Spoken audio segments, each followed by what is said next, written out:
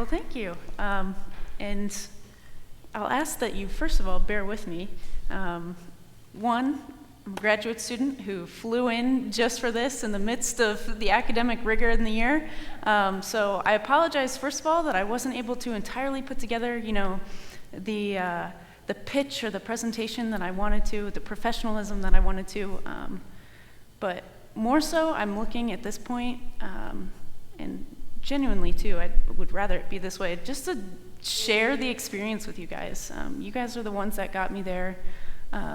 You all are the inspiration behind the initiative, and I just want it to be more of a bringing you into my world, to seeing what I see, knowing that you put all of your love and care and concern into me, and shaped me into who I am today. I have the utmost honor and am beyond humbled to be able to present to you my translation of that and what that means for me now, living as a child of God and trying to, leverage my privilege to the best of my abilities. So with that, it will be much more of a storytelling and conversation type presentation, and I wholeheartedly ask for, engagement, questions. I want to answer the questions, the curiosities that you all have more than I want to just, talk to you. That said, I'll go ahead and get started. I'll give a brief introduction into our organization, how we got started, what I'm up to, off doing now, and then, fortunately, we have our board members with us from Kenya, which is part of the rigmarole here in getting all set up. So thank you, first of all, for your patience for that as well. But I'll have the honor and pleasure to introduce them to you guys and get sort of the cross-cultural feel and just how wide this family, this network has extended in the past 3 years. So, story begins 23 years ago, but really 3 years ago. 2018, I went to Kenya as sort of an immersive experience. As many of you know, I played basketball in college and was experiencing some trouble with injuries, but realizing more than just athletics or academics, I wanted to be a world citizen. I have an obligation or a responsibility rather, to make the most of my life and to understand the world to the best of my ability and to be able to give that to people globally, to serve globally. But before being able to do that, before just jumping in and serving, you need to understand. You need this global immersion, as I saw it.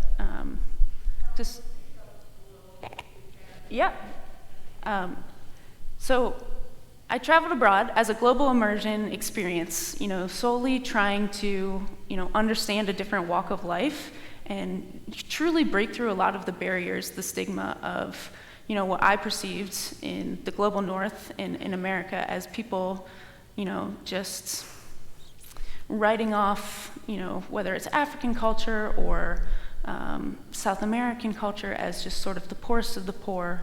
And I knew that there was more to it than that, and I was always sort of bothered by that and very curious about what life was like, on a different continent. So after studying African history my freshman year in undergrad, I got connected with an Ethiopian ambassador, built a very, intimate relationship with him. He connected me with sort of resources over there, connected me with a volunteer organization that could sort of plug me into a community-based organization whereby, I could, absorb the culture, be a Kenyan citizen to the best of my possibility, but also, serve in a way that was truly needed. Not me coming in to, implement what I think is best, but rather to just be God's hands, and God's hands how they needed them rather than how I thought that they needed them. So 3 years ago, went to Kenya, just absolutely fell in love with the culture, found a family over there beyond what words could ever describe.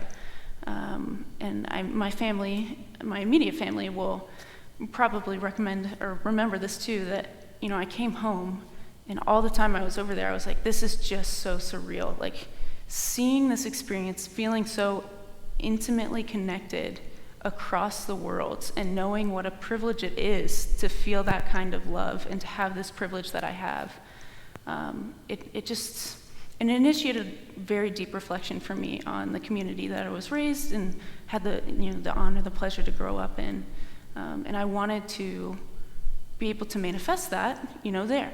And of course, these people with their own community-based organizations as well, wanting to really develop a sense of togetherness and sort of work to overcome all of these infinite and intricate challenges that exist in Kenya, and specifically Kitengela, Kenya. We sort of related in those reflections together. We kept conversations going after I returned. And it just sort of evolved naturally from that. I realized that there was a lot of need.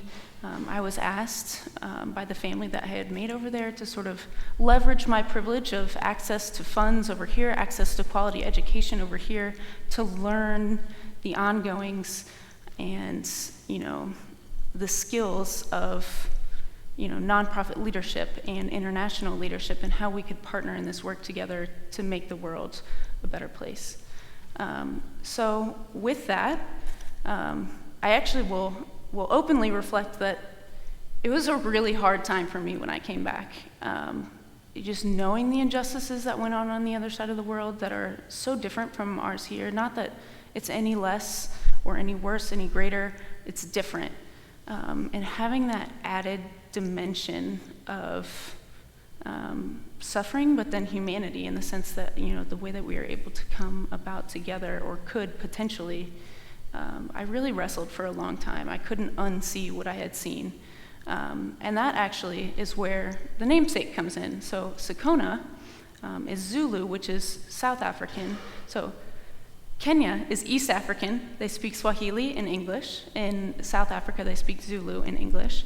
But their custom, their sort of greeting in Zulu, is for one person to walk up to the other and say, "Sawubona," which means, "I see you." And then the response is Sikhona, "I exist," or "I exist because you see me."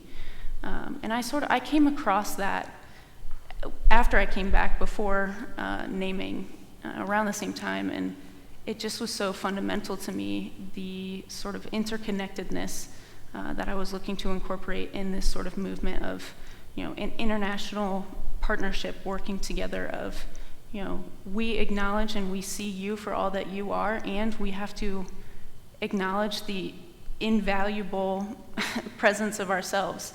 And again, wanting to take an inclusive nature, incorporate as much as humanity as possible. It sort of encapsulates the inclusivity. It is absolutely, intentionally so, encapsulates the inclusivity that we strive for by, adopting a Zulu, which is another nation's cultural practice, the greeting, the name, but also just more of a spiritual approach to empowerment and community action, rather than one denomination over the other. Of course, as you well know that I am deeply grounded in my Lutheran faith, as are our partners in Kenya, rooted in their Christian faith. That said, we want to be able to serve any and all walks of life, and to bring people together for peace, truthfully. And Dad, when that comes on, if you could mute it. The music doesn't need to, okay. So with that, our mission statement, so over the last 3 years, we've been growing, we've been progressing. It was a lot of, with COVID, with my own health issues, a lot of me sort of building momentum on the US side the best that I could, and waiting to get back over to Kenya. So this trip was just absolutely paramount in sort of uniting all of our fronts, and pushing us forward in that way, taking the momentum and actually leveraging it.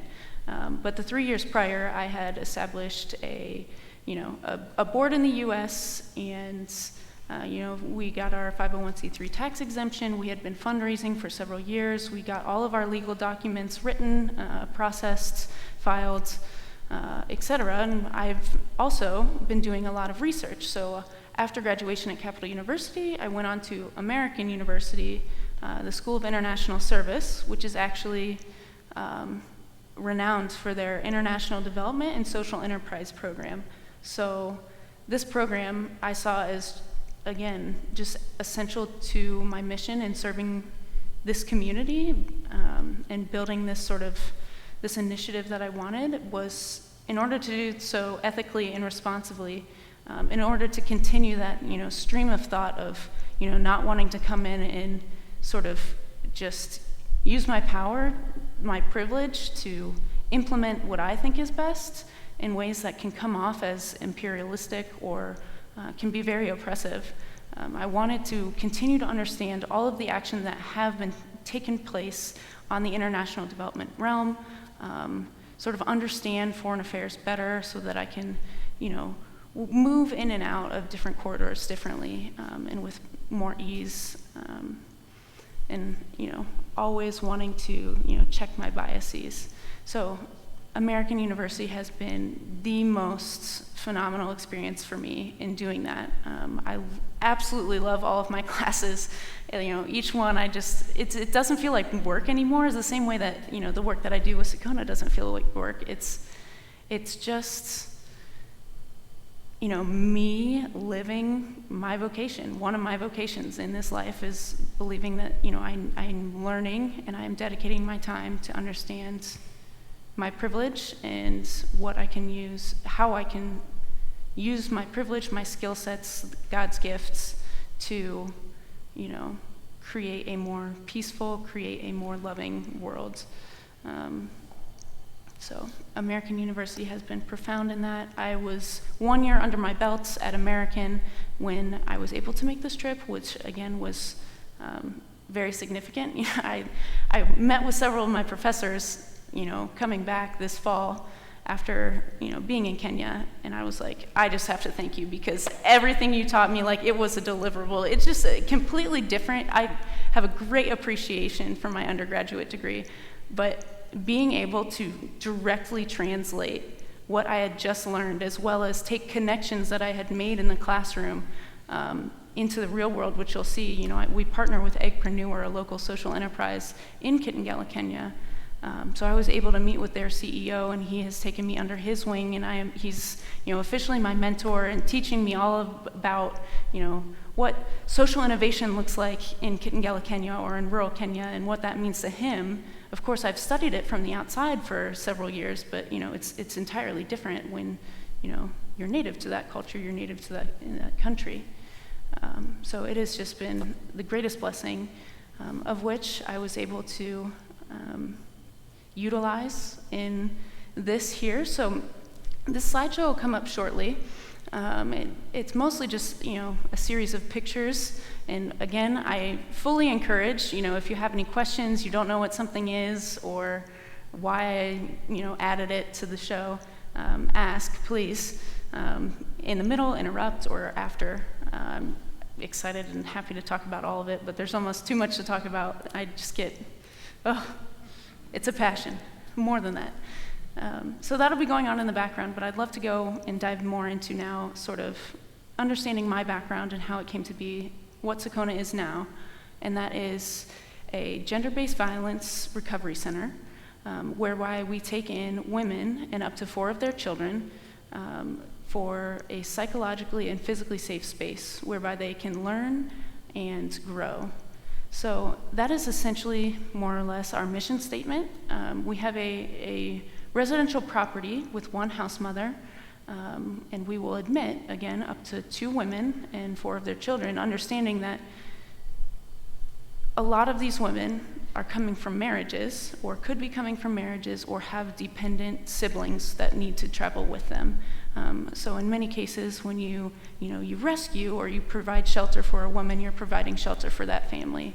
And our sort of central innovation as well is we believe that in order to achieve our vision, which is to achieve gender equality and eliminate gender-based violence, domestic violence in Kenya, we believe essential to that is taking the smallest social unit of a family and using that micro ecosystem to build fuller ecosystems and fuller support networks. So we want not only to, empower these individuals for the 4 months that they stay with us, empower these women.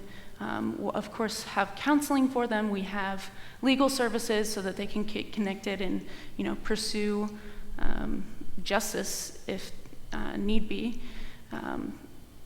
But more than just them, it is you're never operating in a vacuum.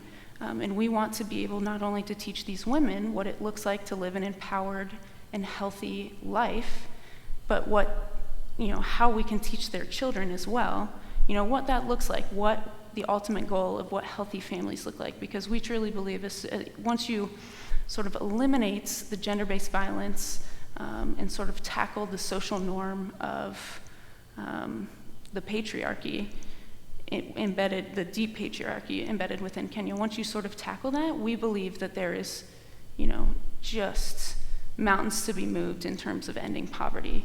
We believe that that's a soul root because after, working with Agnes, one of our board members in the Women's Center, these women, they'll come to women empowerment classes, but if you're coming in abused or you're fearful for your life, or you're bringing however many children with you, you can't focus, you can't fully absorb those, those opportunities. You can't, translate them into success and happiness for yourself. It's not true agency.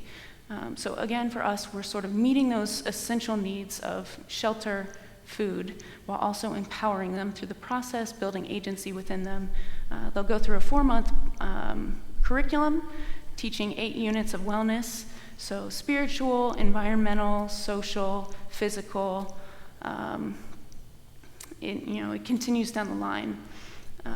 And the children then will have their tuitions paid for, their tuition fee for school paid for, so that they can go to the local elementary school and be surrounded by their peers, as well as have a safe place then to come home and on the weekends and in the evenings have sort of a designated time for reflection and as well, supplemental instruction on what it means to be healthy. Not only are we meeting, the Kenyan standards of, education and making sure that they're passing all of their classes, but we're, bringing them home and, as we said, integrating them into the empowerment process and teaching them, what it looks like to live a healthy life, to be a responsible citizen in Kenyan society.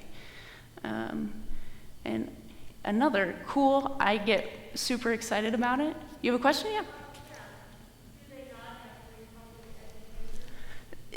That's a great question, actually. So they do. By law, it is free in Kenya to go to public school.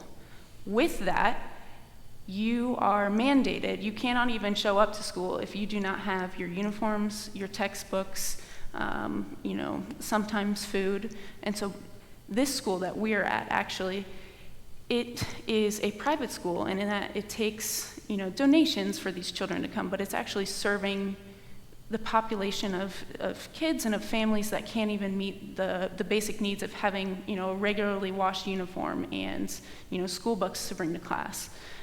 So this is a private institution, again, local, the board.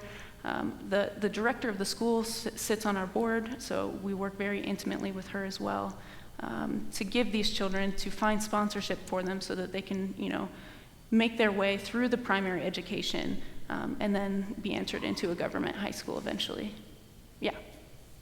Have you encountered women who have been thrown out of their home because they're HIV positive, which they got from their husbands? Yes, so that is a very common occurrence. So HIV/AIDS is still incredibly stigmatized, throughout the world, but especially in Kenya and especially in rural Kenya where we are. So many of these women, they're HIV positive, so nobody would ever marry them, and they will have gotten that from, a former husband or, incidents of sexual assault, rape.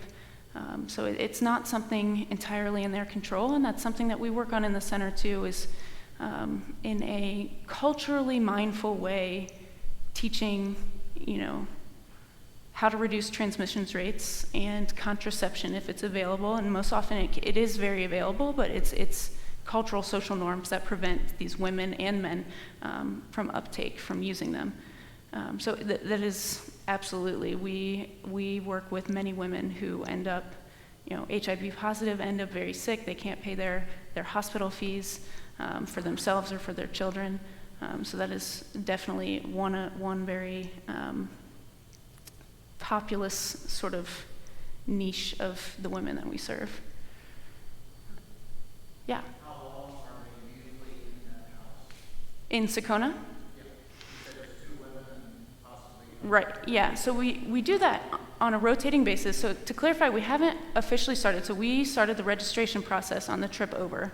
So that was this trip, and what we used the endowment fund for was to sort of translate the administrative and technical skills that I had developed in Kenya so that I could come over and sort of help permeate the bureaucracy in Kenya. And we were able to very fortunately get the registration expedited a bit. It involved bribes. It involved many trips to Nairobi, which were 2-hour bus rides at times, depending on traffic. But we pushed as hard as we can. At this point, it's just sort of stuck. We're hoping to get our license of registration within the next month or 2, and once that happens, then we'll be operating and actively admitting women. But to answer your question, 4 months is the target. Like we said, our curriculum is based around a couple weeks, a week and a half in each unit, and then translating through, and then they'll graduate. And upon graduation, have the skills to go on and be independent on their own. A cool component is the financial independence that we teach. So one aspect of what we're working toward now is Socona Farm. So Socona Farm is a radically environmental and locally integrated solution to the sort of economic hardship that we face in Kitengela. So we have found and have partnered with, like I said, Eggpreneur, who is a social innovation company that teaches women how to do poultry farming, micro-scale poultry farming. So they raise chickens, they sell eggs in the local market, enough to sustain their family. Of course, it's not a get-rich-quick model, but it is something that is tangible and successful for these women and helps reduce poverty rates and experience of hunger. That's one Dia. I'll get to her later. But again, so we'll take that model. We've been instructed, we've been trained by Eggpreneur and their team on how to successfully run a poultry farming business.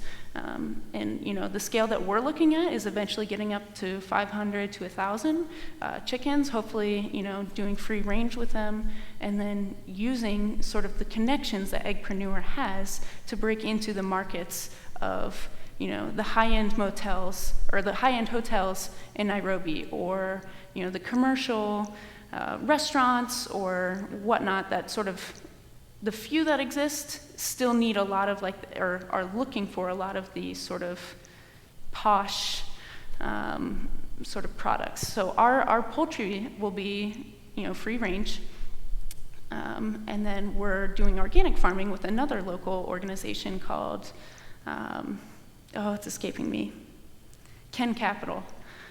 So they have experience doing organic farming. So they teach on, again, a micro-business scale, what it means to do agriculture in a semi-desert where we live, and how you can meaningfully do that, how you can grow these sort of exotic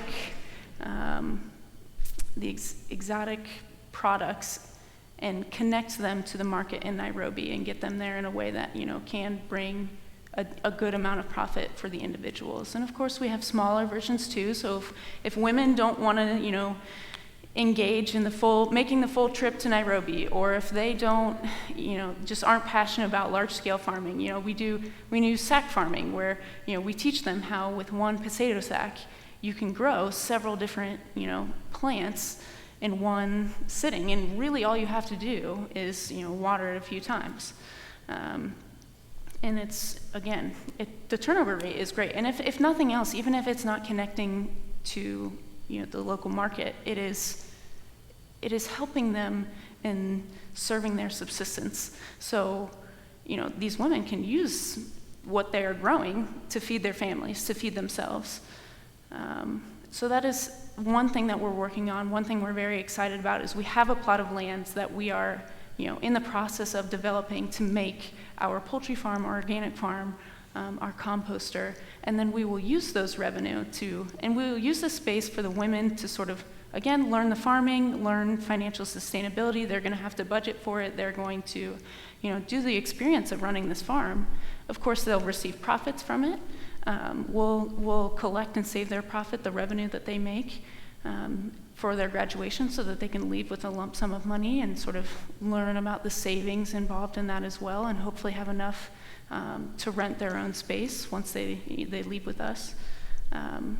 But it's great for us too, because it transitions our organization from a donor-based and sort of globally north financed nonprofit into again, locally sustainable, locally led organization. So the partnership that we have in America, we don't ever truly see, or, if it happens naturally, perhaps it happens, but we don't really see as dissolving.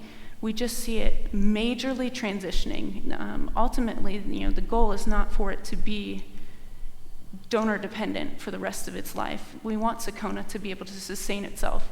So, some of the revenue will go to the women who are putting in the work, to water the plants, take care of the chickens, etc. A large part of the profits will go toward the salaries of the management team, so the people who are, running the center, the house mother who is, teaching the women, schedules and the importance of responsibility, and to some degree, good parenting, etc. So it can be a sustainable sort of enterprise by itself. Yeah. Is this the area that Oprah invests her resources? Yes, Oprah has. I'm not I don't think so. I have actually not heard of any. Yeah, she might be. I have not heard of any of Oprah's involvement in Kitengela. I will say Kitengela is sort of. It would be pretty unheard of for anybody to invest there, because it was, 10 years ago, almost nothing was there. When I went there 3 years ago, of course, it was like a run through town. It's on the major highway. And of course, there are people there. It's meaningful lives. But in terms of, national economy and, population size, it wasn't huge. It was medium. But it is about 40 minutes out from Nairobi now. So it is the fastest growing city in all of Kenya, in the sense that, middle to upper income Kenyans living in Nairobi are now looking to sort of get out of the city, so we get a lot of sort of population growth with the upper middle class, sort of moving in and then making the transit to Nairobi during the day. But it's also a commercial just epicenter. So we have, factories, we have a textile industry that runs a lot of their operations through there, and we get a lot of sort of the southern local sort of traditional sellers or small scale businessmen coming up through Kitengela as well. So there is just a lot of movement in and around there. Yeah. What are some of the main cultural challenges that you're facing? So many. First of all, and my team will get a kick out of this, that I'm going to mention this first, is their buses. Well, their traffic in general. They say there are laws, there are no laws. And in particular, the matatus, I used to joke with my team that every time I get off of a matatu, which is essentially, a city bus, but a city bus that, from probably what we would be familiar with 20 years ago here, and they just jam-pack it with people. It's blasting with music most of the time. They go around, they collect their fares. But these drivers, they are insane. These are huge buses full of people that are swerving in and out, and they go in ditches, and they go up and over ditches and into the brush just to drive around traffic. There's I vividly remember sitting on a 45-degree angle and being this bus is going to tip over. So I used to joke with my team all the time.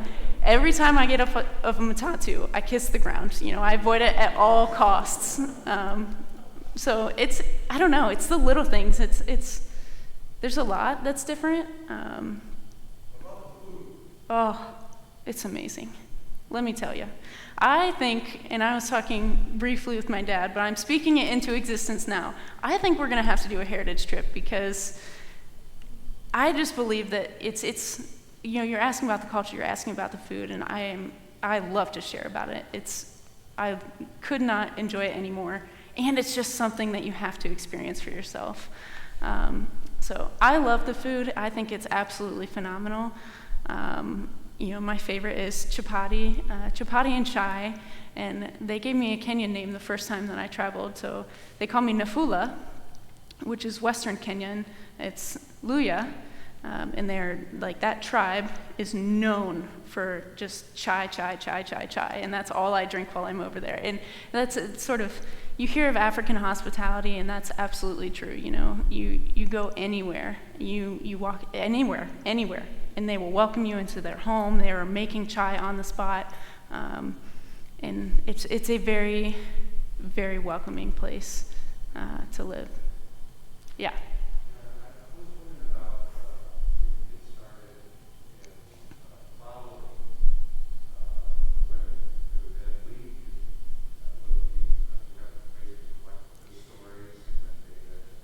Absolutely, which is something I consider a unique asset of mine as my passion and my background in mathematics. I went into my program at American University, originally thinking, you do different concentrations within your degree. So my degree is international development. I'm also working toward a certificate in social innovation. But within international development, there are different subjects you can choose. So, gender and development, environment and development. And one of them is called monitoring and evaluation, which I just think is absolutely paramount to, this work is, it's accountability is what it is. It's measurement of the impact that you're doing. So that's something I'm in particularly very interested in developing. We're not quite there yet. We do have, initiatives started in terms of we will be doing surveys upon admission, we'll be doing surveys, mid-admission, we'll be doing surveys when they graduate, 6 months after, a year after, 2 years after. And in that sense, we are already brainstorming, like what sort of indicators are we going to be looking for? What data exactly are we going to be collecting? Is it going to be qualitative or quantitative? But again, without people there, we haven't quite started yet. It's been a lot. The process itself has been more of a, instead of ready, set, go, ready, set, because the injustices are happening and it needs to be changed. To some degree, you need to act while you're planning, so that.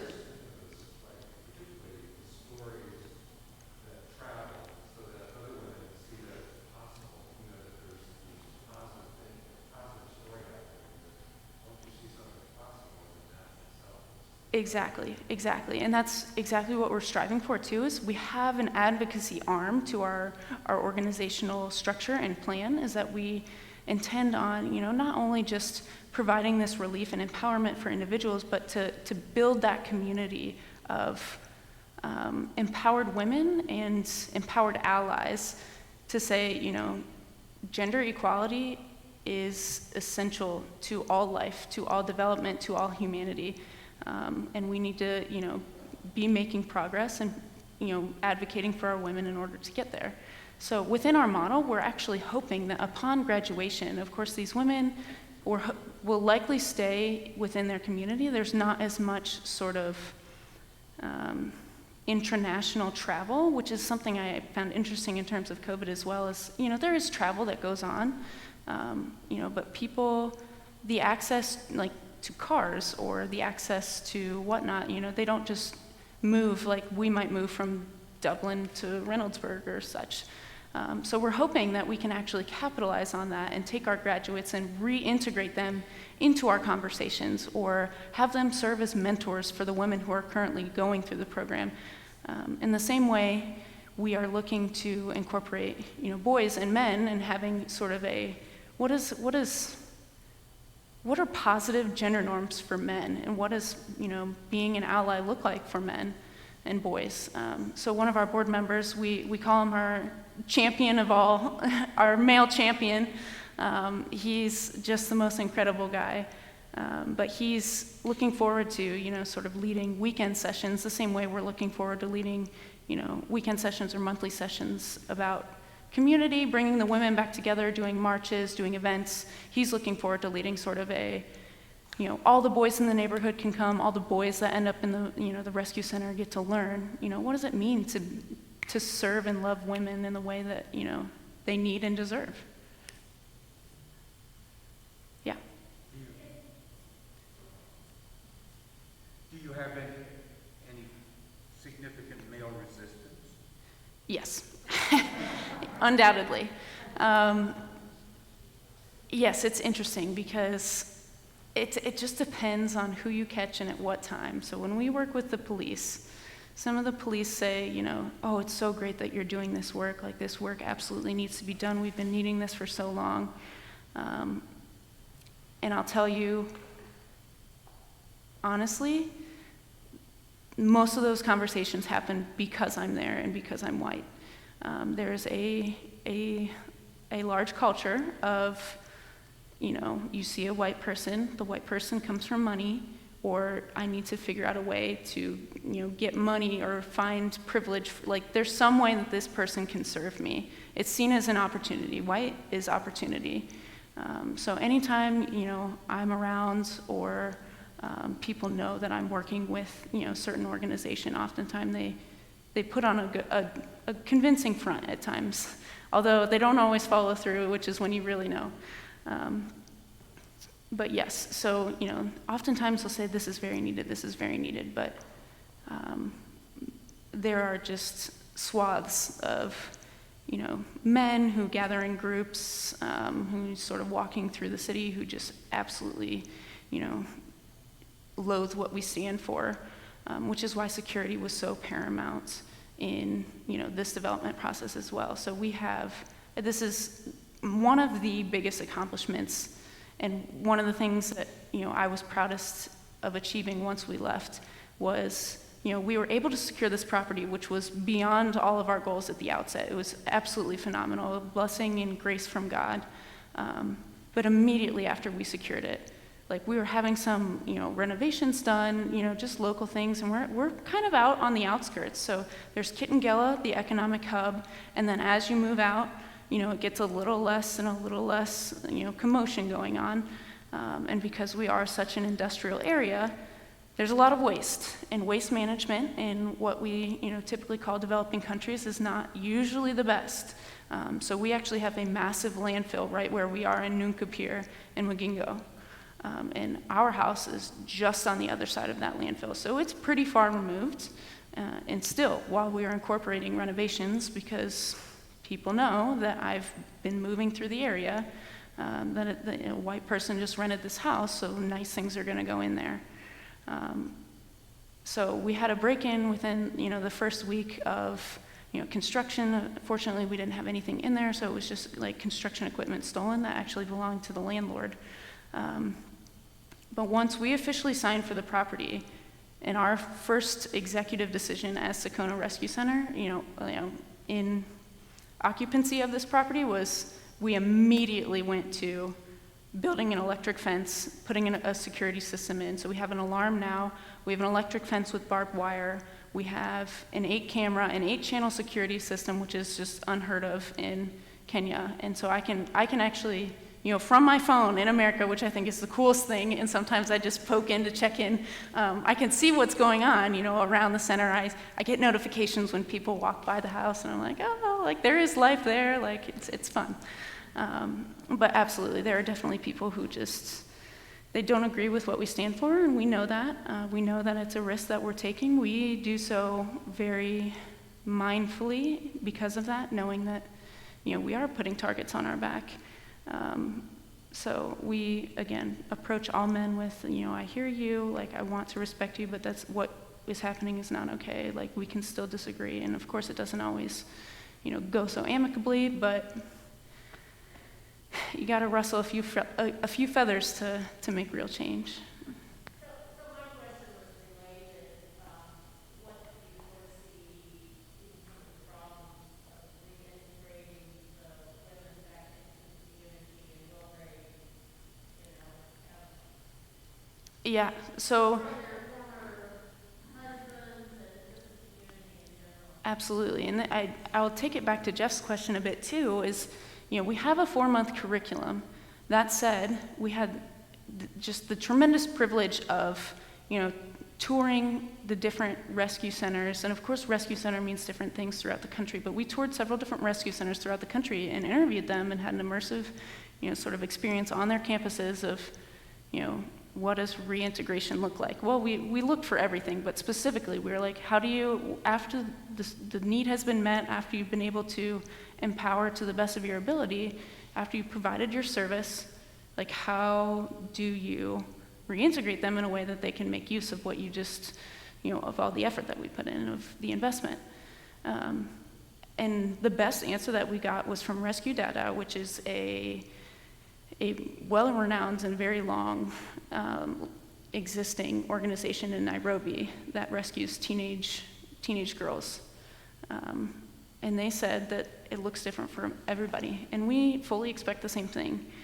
Depending on the amount of trauma, depending on the support systems in play, it'll take different measures to determine who's ready and where to best sort of place them.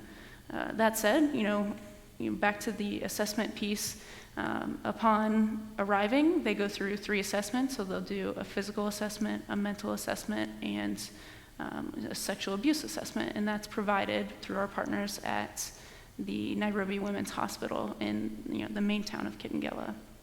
So we'll be able to use those as baseline and measure their progress, and of course have background information on their support system, their family, but just in the way that we're trying to build a community of advocates for women, and we're trying to take these families and empower families for success. We also are taking the immediate family unit, but we're looking to incorporate sort of and pull from the extended families. So a large part of our process will be sort of mediation, bringing in extended family members, grandparents, aunts and uncles, or community members who are really like family, friends who are really like family, to be a part of the process of learning what empowerment looks like, how I can support this person after their graduation, that sort of thing.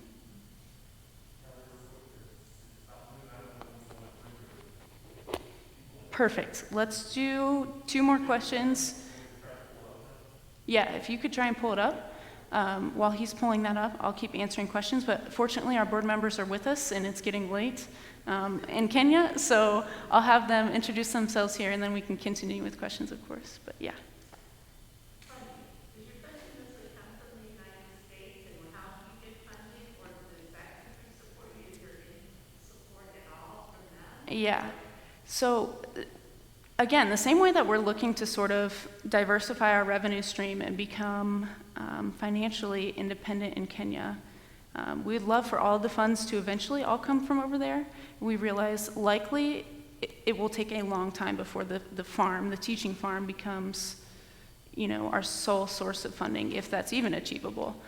There are organizations, companies in Kenya that have been very successful and sort of industrialized, become multinational. So we have Safaricom, which is a very common cellular service company who, they do grants and they provide service, sort of throughout Africa, if I'm not mistaken, or parts of Africa, and they have different grants for, projects of this sort. And we have, corporate social responsibility. So Savannah Cement, which is the main cement manufacturer in Kitengela, fortunately one of our board members is connected in there, and we're hoping to sort of, put together an itemized list of things that we need to finish furnishing our house as soon as we get our registration, and as soon as we're registered in Kenya, the same way that as soon as we're registered as a 501c3 here, as soon as we're registered in Kenya, then they can, allocate some funds, they can make donations in that way. So we are looking at contributions in that way. In terms of how we've raised funds thus far, it has been solely, private donations, crowdsourcing, and the beloved grant that got us there from the endowment fund. Hey, there they are.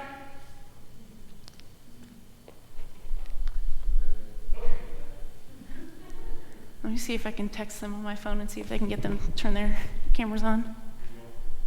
Yeah, that's my Kenyan phone.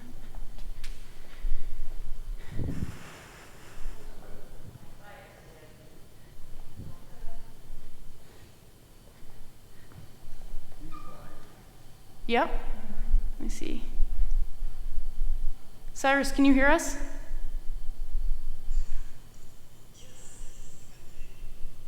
Here we go. Hold on just 1 second. I got it. I think the audio is coming from this computer.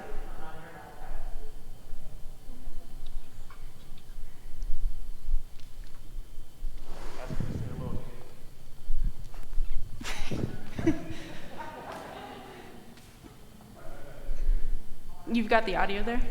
Okay. Yep.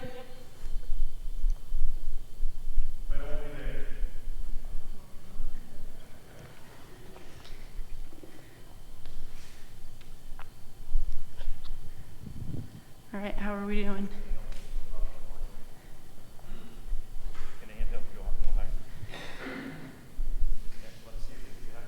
All right, Cyrus, you want to give us a try? Introduce yourself?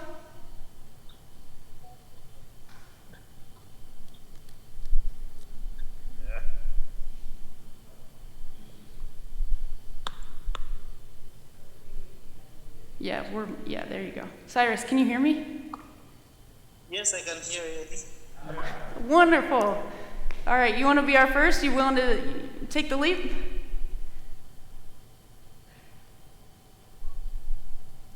Cyrus? Yes? Would you be willing to introduce yourself? Tell us a bit about yourself. I introduce myself. Yes, please. Yes, my name is Cyrus Kariuki. I sit on Sikhona board. Basically, what I do is help with the making of decisions,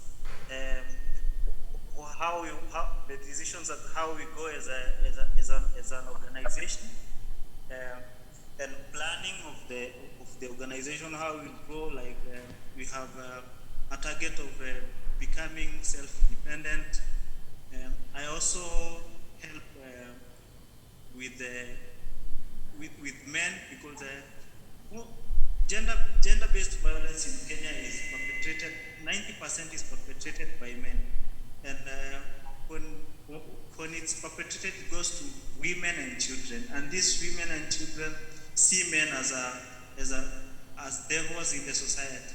So one of my work is to help these children to see that not all men are bad, and also to educate men on to stop these stereotypes that victimize women and taking them as slaves. So I also take part in helping to educate men in our society to be better men and to build nice families and to eradicate gender-based violence in our society. Yeah, thanks, Cyrus. So he's our male champion, like I was just talking about. So he leads all the boys, and he's so good with the kids, involved in so many different community projects. And he's also the one that works at Savannah Cement, so is sort of our connection over there. And he's been a great foreman too. He hooked us up with the security system that we have going. So he's very proud of that, and he should be, because it's pretty awesome. Karen, would you be willing to introduce yourself? Tell us a little bit. Oh, yes, please. Hi, everyone. My name is Karen Hapuk. I am a mom, and I am a dormant member of the Socona board, but I am the management team of the Socona board. I majorly deal with fundraising and social media, so when you see our beautiful post reminding you to donate with us, I am mainly behind that team. I'm also a survivor of abuse, so that's why I'm really passionate about Sikhona. Yes, I think that sums up a lot about who I am. Another question and great thing to answer it. So Karen is my Kenyan sister. We are thick as thieves. It's just, friendship just could never do it justice. She and I are very close. She's also a creative arts director in her former profession, so she's very, very good with the kids, very, very helpful in sort of the designing of all of the programs, as well as she's sort of our contact person for everything. She knows everyone and is so good at networking. It's just such an honor to have her a part of this team. So thank you very much, Karen. And Agnes, thanks for rejoining. I know it's been a little complicated with the technology. Would you be willing to introduce yourself? Hi, my name is Agnes Gitonga. I happen to be the chairperson of Sikhona in Kenya. I also work with the children's school that is working in partnership with Sikhona Rescue Center. And I've worked with Elli since the last summer she was in Kenya. And mostly I've been working with women living with HIV and AIDS and their kids. And also we've been specializing with gender-based violence, which has been a thing in Africa so much. And if I may talk about where we are in Kitengela, in Nairobi, Kenya, we are in the slums of Kitengela. And when I started the program I'm doing as a women empowerment program, I realized that we needed to do something to save the lives of the children and also save the lives of the women. And when Elli came in 3 years ago and joined us, we went through, we did the home visit, we went through the whole community, and we had so many cases. Our worst days are all Mondays, because every day on Monday you find we have so many cases that we need to handle, because the kids break out of school from Friday, they come back on Monday. So every day on Monday we have so many cases to handle. So when Elli was together with us, we had so many cases of setbacks or challenges that we were handling every Monday. She had that weight, or she carried that with her heart, and when she went back, we've been in touch for the last 3 years, and we've been talking and looked to how Socona was or is right now, and that's how Socona came up. I know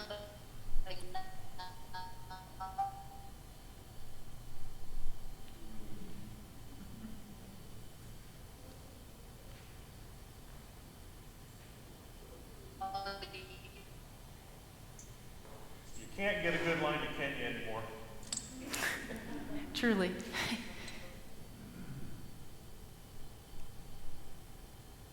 Dad, you want to unmute for a second so that the others can hear? Agnes, I think we lost you for a bit there, but if you'll allow, I'll pick up where you left off. Socona means I exist. And we really want to know that there are people like us in Sikhona who can take care of us. And we not only work with women alone. Hello? Hello? Oh. All right, well, yes, she's absolutely right.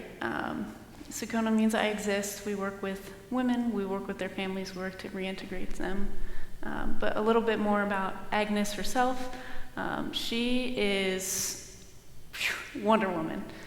Just like she said, we went through everything together in 2018. We saw a lot, and she has been a huge rock for me while I'm there. Of course, always taking care of me, watching over me. She's my Kenyan mom.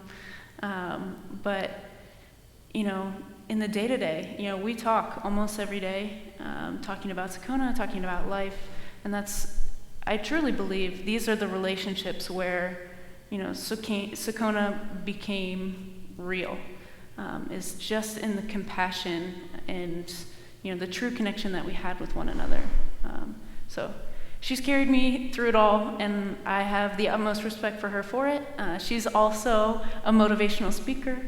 She's a leader of the church. She's a teacher in the school where we send our kids. So she does a little bit of everything. She also describes herself as a social worker because she is probably one of my just foremost mentors, role models in community leadership. The way that she advocates for women in a world, in a society that is just so averse to everything that she, for lack of a better word, preaches, but she goes out fearlessly every day, and she does. And she has, confronted many, many scary situations. She's handled many, many traumatic, circumstances, and she gets up every day and continues to do the same. So all of them are beyond invaluable, just the most incredible people. And this is only the beginning. So I don't know if any of you were on the newsletters, but we did, upon arriving in Kenya, we got the ball rolling, we got, everything moving, we got our board set up, we started registration, but immediately, you feel so much of the adversity, you feel so much of, the oppression of the gender norms that are just so heinous. But as soon as we started to speak up even a little, there was a constant stream of people willing to stand by us and excited to work with us because they don't believe in what is perpetuated by, mainstream society, as is the same here. There's always people, waiting or don't know how to take action or just beyond willing to contribute. So these are the core. This is Socona right here in this room, as are all of us, but these people put in tireless work day in and day out, and couldn't be more thankful for them. So with that, I know it has to be getting late for you guys, so I you don't have to leave by any means, but I totally understand. They all have families of their own. Cyrus is a new father, just a few days after I left. So thank you guys very much for coming. And with that, we might redirect back to questions or let people move in and out as they please.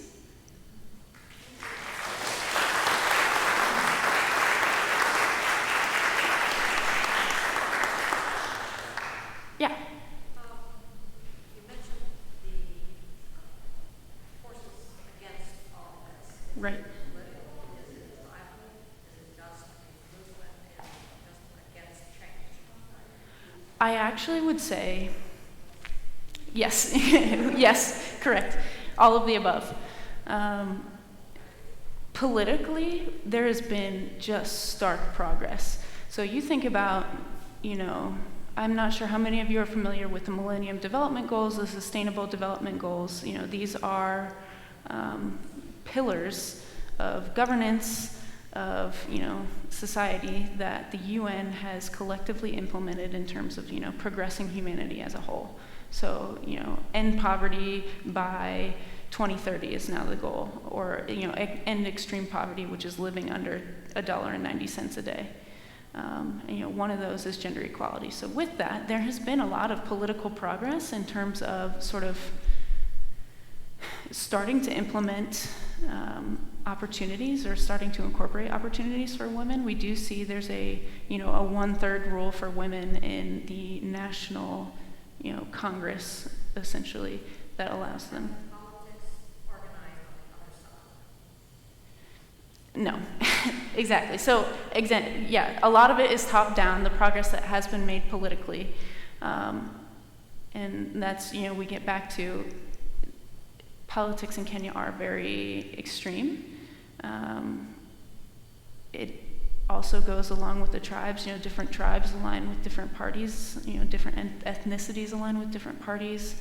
The line between the gender norms is just, it is crazy.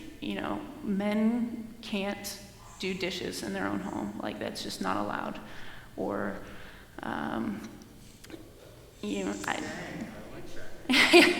exactly. Cyrus, our guy over, he's a champion because I made dinner on one of my last nights, and he came over and asked if he could help with anything, and I was like, I literally sat there and stared at him for a second because I know that Kenyan gender norms, you don't ask a man, an African man, to help with the dishes, but that's what I needed done. Like, we just needed help with the dishes, and I was like, Cyrus, and I said it like very cautiously. I was like, would you be willing to help me with the dishes? And he was like, a normal Kenyan man. and I was like, I know, but you're not normal. You're awesome. Like, please help me with the dishes. And he was like, absolutely. And yeah, so, yeah. I do have a question. It has to do with technology. Sure. And we go through technology day in, day out here. Mm-hmm. It's our phones, we got computers, we got printers, we got security systems, you name it. And what happens? We take them and throw them in the landfills. Can they make use of those things? Yes and no. There are ways to repurpose them, I would say. My personal opinion is that if there's any way to sell them, I actually think the power of transferring money or cash in that amount is more influential because they can use technological solutions. They can use that money to buy technological solutions that are proven to work and sustain their economy, rather than flooding their economy. There's a lot of hardship that comes with, it's in good intention, but there's a lot of hardship that comes from, our leftover donations from Goodwill or what have you that end up in these markets, and they end up as thrifting, people on the street, just selling, cheap wares. And you want people to have clothes, absolutely, but it just absolutely destroys Kenyan industries. Right. Well, it depends. It depends on the scenario. But yes, I think there is great merit to cash transfers, as we call it in the international development realm, is that it's more of a direct translation of power, and one that sort of permeates through all of the cultural differences or social differences that might exist.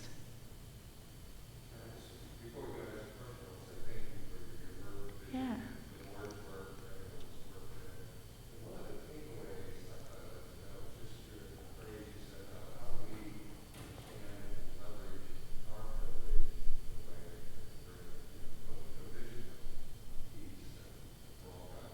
Exactly.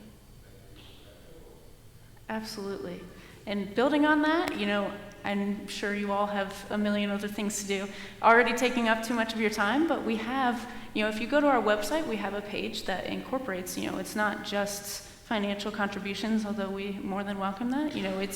It's following us, or just adding yourself to the newsletter, or even taking a t-shirt or a bracelet and just representing it so that we can create awareness of, what we're doing and, what we're all about. Or if you have a special skill or talent that you're looking to share, by all means, we would welcome any sort of partnership. So there's a bunch of stuff over there if you're looking for ways to get connected. And, we appreciate you all the same. You thank me for that takeaway. I go back and have to say thank you to all of you guys for getting us here. So, yeah. Karen, do you have a question?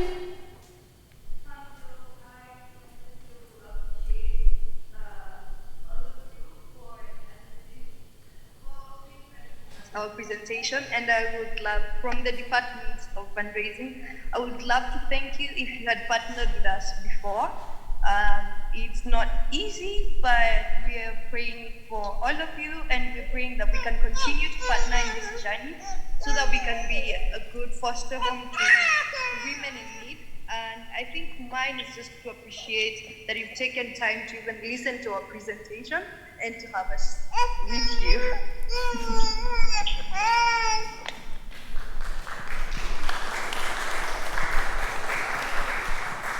All right, and on that, I think we'll wrap up. I'll obviously stick around, but happy for you guys to get on with your Sunday things too. Thank you guys, truly.